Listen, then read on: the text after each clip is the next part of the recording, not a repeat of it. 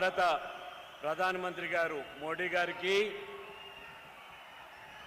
State Telugu Desam Chandrababu Naidu గారి రిప్రజెంటేటివ్గా వచ్చిన నారా లోకేష్ గారికి, జనసేన పవన్ కళ్యాణ్ రిప్రజెంటేటివ్గా వచ్చిన నాగబాబు గారికి, పార్లమెంట్ నాతో పాటు పార్లమెంట్ సభ్యులు ప్రసాద్ గారికి, భూపేందర్ రెడ్డి గారికి, వరప్రసాద్ గారికి, ఇక్కడ పోటీ చేస్తున్న శాసనసభ్యులందరికీ, ఇక్కడ విచ్చేసిన సోదరులందరికీ నా హృదయపూర్వక వందనములు. మోడీ గారు ఒక సామాన్య కుటుంబంలో జన్మించి అంచెలంచెలుగా ఒక దేశ ప్రధాని అయ్యే స్థాయికి ఎదిగారంటే మన రాజ్యాంగం, మనకున్న ప్రజాస్వామ్యం ఏ విధంగా ఉందో ఒక్కసారి ఆలోచన చేసుకోవాల్సిన అవసరం ఖచ్చితంగా ఉంది.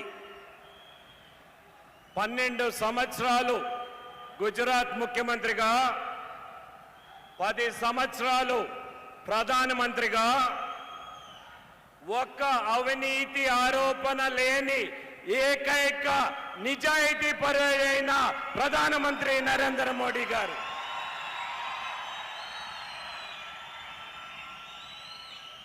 పేద ప్రజల కోసం, ఈ దేశం కోసం ప్రతి క్షణం శ్రమించే శ్రామికుడు నరేంద్ర మోడీ గారు. 10 సంవత్సరాలు ప్రధానమంత్రిగా ఉండి మీరు ఎవరైనా ఒక్కరోజు సెలవు తీసుకున్నారు ప్రధానమంత్రి అని మీరు ఎవరైనా విన్నారా? ఇది కేవలం భారతదేశం పైన ఉన్న ప్రేమ, పేద ప్రజల్ని ఉన్నత స్థానానికి, దారిద్ర్య రేఖ కంటే పైకి తెచ్చేదానికి ప్రతిరోజు ప్రతి నిమిషం మీకోసం మన కోసం కష్టపడుతున్న నరేంద్ర మోడీ గారికి ఒక పెద్ద ఎత్తున తప్పట్లతో ఆయన స్వాగతం పలకాలి.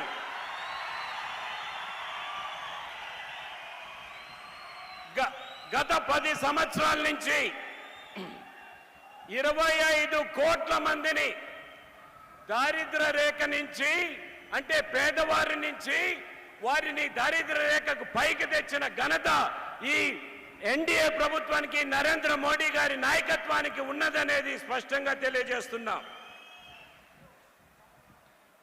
కోవిడ్ ప్రపంచాన్ని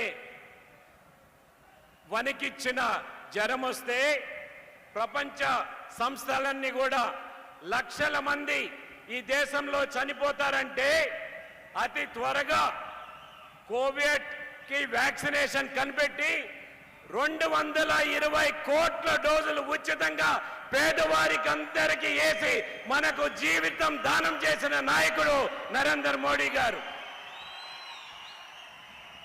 ఇదేగాక 100 దేశాలకి ఈ వ్యాక్సినేషన్ పంపించడం జరిగింది. పేదవారి కోసం 50 కోట్ల కొత్త బ్యాంక్ అకౌంట్స్ తెరిచిన ఘనత నరేంద్ర మోడీ గారి ప్రభుత్వం. ప్రతి ఒక్క అంశం కూడా పేదవారి దృష్టిలో పెట్టుకొని ప్రతి పేదవాడికి ఒకరితో వారికి కనెక్షన్ ఉండేది. ప్రతి పేదవాడు కూడా నరేంద్ర మోడీ నా కుటుంబ సభ్యుడు అనే భావన ఉండే వ్యక్తిగా నరేంద్ర మోడీ గారు మన ముందర ఉన్నారు. ఇక్కడ అలయన్స్ లో తెలుగుదేశం, జనసేన, బీజేపీ కలిసి పోటీ చేయటం జరుగుతూ ఉంది. ఇది ఇక్కడున్న పాలన చాలా దురదృష్టంగా ప్రజలను హింసించే పాలన జగన్మోహన్ రెడ్డి పాలన ఉన్నది. దీనికి అంతం చేసేదానికే ఈ ప్రతిపాదనతో రావటం జరిగిందనేది స్పష్టంగా తెలియజేస్తున్నాం.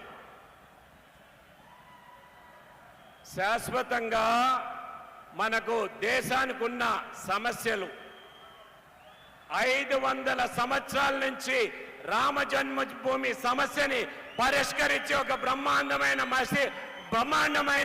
దేవాలయం కట్టిన ఘనత కూడా ఈ ప్రభుత్వానికి ఉన్నది. మహిళలకు 33% రిజర్వేషన్ చట్టసభల్లో దగ్గర 30 సంవత్సరాల నుంచి పార్లమెంట్ లో ఉంటే దాన్ని పాస్ చేపించి వచ్చే ఎలక్షన్ కి మహిళలకు వారికి 33% రిజర్వేషన్ కలిగిపోతున్నారు. నరేంద్ర మోడీ గారి ప్రభుత్వం అనేది స్పష్టంగా తెలియజేయడం జరుగుతా ఉంది. ఒకసారి తప్పట్లు తట్టండి, 33% వస్తా ఉంది మీకు.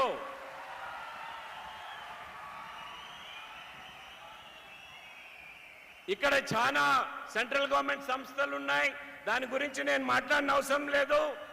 మనకు రాబోయే ఎలక్షన్లో మోడీ గారి స్పీచ్ కోసం మీరందరూ కాసుకొని ఉన్నారు. రాబోయే ఎలక్షన్లో మీరందరూ కూడా మరోమారు రాజంపేటలో మోడీ గారు బీజేపీ టార్గెట్ 370 సీట్లు పెట్టుకోనుంది. మన రాజంపేటని ఆ 370లో మీరు ఆశీర్వదిస్తారా అనేది నేను మీ అందరినీ కోరటం జరుగుతూ ఉంది. ఒక పక్క కేంద్రంలో 370 పైన రావాలని, ఇంకో పక్క రాష్ట్రంలో చంద్రబాబు నాయుడు నాయకత్వంలో రాష్ట్ర ప్రభుత్వానికి మీరందరూ మద్దతు ఇవ్వాల్సిందిగా మీ అందరినీ కోరటం జరుగుతూ ఉంది.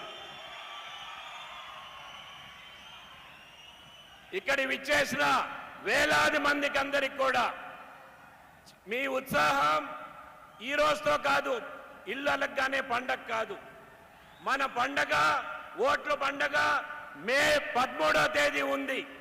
మే 13వ తేదీ వరకు మీరు బాగా పనిచేసి ఒక పక్క కేంద్రంలో బీజేపీని నరేంద్ర మోడీ గారిని మరోమారు ప్రధానమంత్రిగా చేయాల్సిందిగా మీ అందరినీ కోరుతున్నాను. ఒక్కసారి మీరందరూ కూడా నరేంద్ర మోడీ గారిని ప్రధానమంత్రి చేసేదానికి 2 చేతులు ఎత్తి మీరు స్వాగతం పలకాల్సిన అవసరం ఉంది.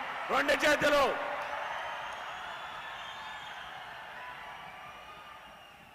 కమలం గుర్తుకే పార్లమెంట్ ఎలక్షన్ ఓటేయాలి. అదేవిధంగా అసెంబ్లీ ఎలక్షన్ లో ఎక్కడెక్కడ తెలుగుదేశం పోటీ చేస్తుందో సైకిల్ గుర్తుకి మీరందరూ ఓటేయాల్సిందిగా కోరుతూ, ఎక్కడెక్కడ జనసేన పోటీ చేస్తుందో గ్లాసు గుర్తుకి ఓటేయాల్సిందిగా కోరుకుంటూ నేను సెలవు తీసుకుంటున్నాను. భారత్ మాతాకి. సరిపోలేదు, గట్టిగా రావాలి. భారత్ మాతాకి. భారత్ మాతాకి. జై హింద్.